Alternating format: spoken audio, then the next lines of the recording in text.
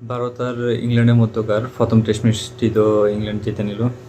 যেখানে আসলে ইংল্যান্ডের স্পেশালি বোলিং লাইনটা ফুল পটেনশিয়াল ছিল, অনুজা প্রাচারের মতো প্লেয়ার ছিল না, অনুপস্থিত ছিল, যেখানে ইন্ডিয়ার জন্য অনেক বড় চান্স ছিল এই ম্যাচটা জিতে যাওয়ার আসলে।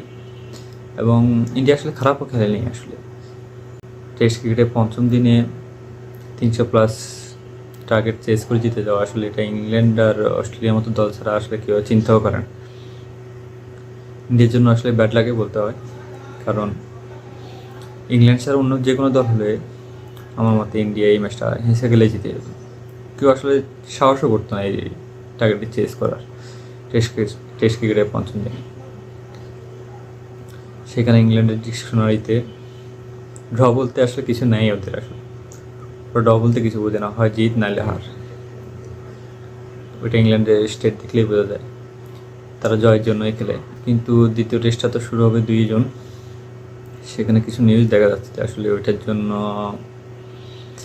বুমরা আসলে অ্যাভেলেবল কিনা সেটা নিয়ে একটু সন্দেহ রয়ে গেছে, যে আসলে জসপ্রীত বুমরা সেকেন্ড টেস্টে খেলবেন কিনা।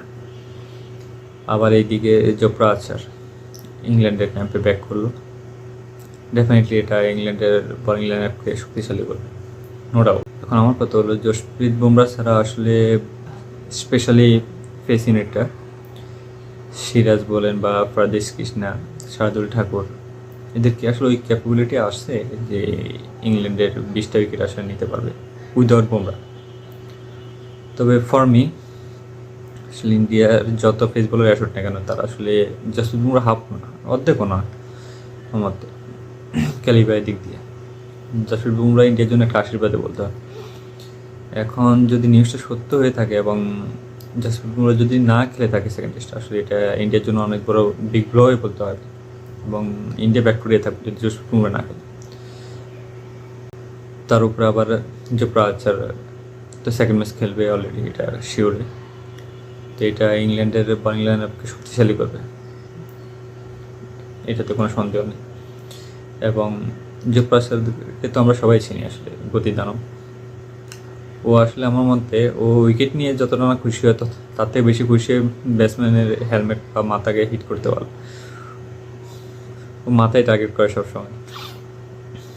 তবে এটা সত্য, জোফরা আর্চার ইন্ডিয়ার ব্যাটারদের পরীক্ষা নেবে। তো দেখা যাক 2 তারিখে আসলে কী হয়, কেউ তো বলতে পারবো না আমরা যে কী হবে না হবে, কিন্তু হোপ ফর দ্য বেস্ট।